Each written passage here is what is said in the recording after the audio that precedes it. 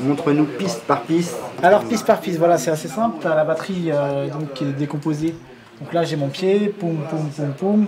Si tu le mets tout seul, ça donne ça. Ensuite j'ai la caisse qui est simple aussi. C'est un clap plus une caisse claire pour donner cet effet un peu bouncy. Si jamais solo. Tu as le clap et la caisse qui se superpose. Le clap qui ne pose pas exactement sur le temple pour donner cet effet un petit peu décalé, qui donne un effet un peu groove. Ensuite les cymbales. Donc là j'ai, je sais pas cette cymbale, donc là j'ai une petite Charlie. T'as fait ça au piano là, on t'a vu. Hein. Celle-là, ouais, je l'ai tapée au piano, ce qui fait qu'elle n'est pas sur tous les temps exactement, ça donne encore ce petit côté un peu décalé qui fait que ça rend un peu mal. Et puis ensuite vient la basse assez simple, sur le temps, très basique. Et ensuite la partie intéressante c'est le sample. Donc voilà, si on retrouve le sample que j'ai utilisé, qui est à la base qui sonne comme ça.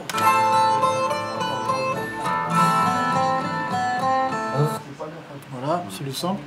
Donc je l'ai un peu filtré, découpé. Juste pour l'instant c'est le sample et hop, je reviens, hop, je découpe un peu. Je l'ai sur deux parties, donc une partie qui joue comme ça, filtré de deux façons différentes, je peux marquer deux temps différents.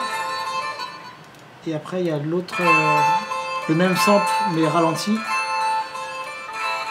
qui lui se joue, il est ralenti donc du coup le découpage est différent, ça donne un autre rythme dans le morceau pour faire des variations. Après pareil, même principe au niveau des filtres, deux effets différents quoi.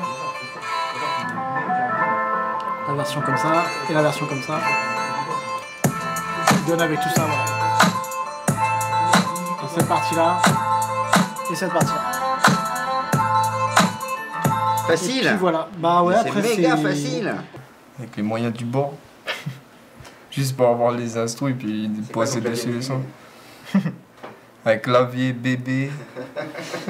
Un logiciel acide machin gratuit là, puis voilà. Juste pour faire un séquenceur, tout ça, puis ça suffit. Juste poser les textes dessus. Faut avoir un peu de moyens à la base quoi. Tu vois, bah ouais, on enregistre sur Audacity, c'est un logiciel gratuit. Et c'est simple d'utilisation. Si tu comprends pas, tu vas sur internet, tu tapes, t'as des aides, t'as même des tutos en français. Et si tu parles anglais, c'est encore mieux. Parce que t'as beaucoup de tutos en anglais. Mais voilà, tout est faisable par soi-même quoi.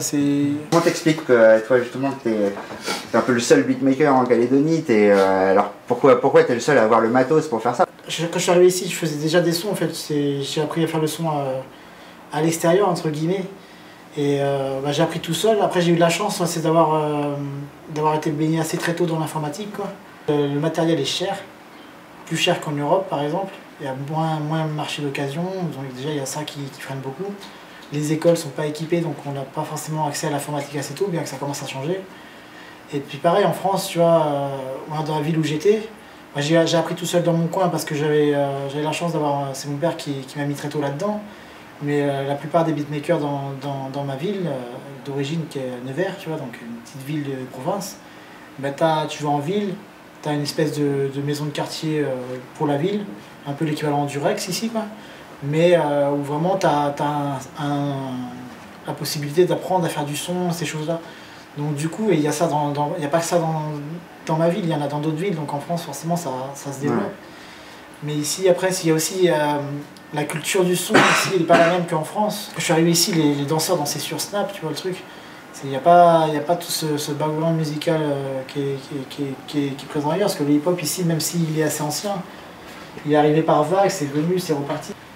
Donc, du coup, il n'y a pas tout ce suivi qui s'est fait, la culture elle a évolué en dents ici. C'est pour ça qu'on a moins, parce que c'est jeune. Quoi, ouais, voilà. C'est pareil, pour les beatmakers, c'est comme pour les MC, tu vois. Les thèmes que vous abordez, du coup, dans le rap calédonien, ils sont différents du rap français, ou c'est à peu près la même veine, enfin je sais pas quoi. Nous on va parler plus de nature peut-être, tu vois. de nature, de pollution, tu vois, de ce qui se passe chez nous. Ouais. Que ce qu'on entend à la radio, la plupart du temps, ça parle de ça, tu vois. C'est soit ça parle de l'amour ou quoi, tu vois. Mais sinon, quand c'est hardcore, ça parle du sexe, de l'argent, tu vois. Nous, on n'en est pas là, tu vois. On va essayer de faire du rap un peu ricain, un peu du rap français, du rap, voilà. Mais entre-temps, il faudrait trouver à faire du rap, on va dire, calédonien, kanak, dom-tom. Le truc, c'est de trouver son identité, quoi. Le hip-hop calédonien, il est ce qu'il est. Ben, il commence là tout doucement avec des artistes comme Ibal, comme Kidam, tout ça, qui ont déjà décidé de se mouiller, de se mettre à l'eau. C'est un peu le même début qu'il y a eu partout dans les villes, tout ça. Il y a des attitudes à garder dans le rap qui sont pas forcément bonnes ici. Et puis bon, nous, on va peut-être donner des attitudes dans le rap qu'eux vont trouver intéressant ailleurs, je sais pas. Du rap commercial dans le sens où il est vendu, mais après commercial qui est fait pour être vendu, non, parce qu'il n'y a pas encore assez de MC, mais peut-être que ça viendra. Hein. Même il faut que ça vienne, parce que c'est le rap à la base, c'est pas qu'une musique revendicative. Hein. Le rap, c'est aux États-Unis, c'est pratiquement né dans les soirées, quoi. C'est un son de soirée. Le premier album de rap calédonien qui commençait à être diffusé, c'est Petit Kanak du Balkan. Avant, c'était pas diffusé le rap calédonien ici. C'est que ça manque beaucoup de production. Enfin, les radios, je pense, c'est pas de la mauvaise volonté forcément, peut-être à part pour certaines, mais sinon, c'est que ça manque de production. C'est que le peu de production qu'il y a, c'est nous qui les avons faites. Et elle manque, honnêtement, elle manque de professionnalisme, hein, faut dire ce qui est. Donc, ce qu'il y a, l'album d'Ibal, là, on arrive à avoir un niveau qui devient correct, donc du coup diffusable. Et les morceaux sont aussi peut-être, vu que c'est sur tout un album, les thématiques abordées sont beaucoup plus larges, donc du coup la radio peut plus facilement piocher sur quelque chose qui va l'intéresser. Au niveau du hip-hop, en tout cas, c'est positif. Tout est à construire. On est dans une géographie où il y a moyen d'avoir 1 million de personnes. On est 200 000 à 300 000 personnes.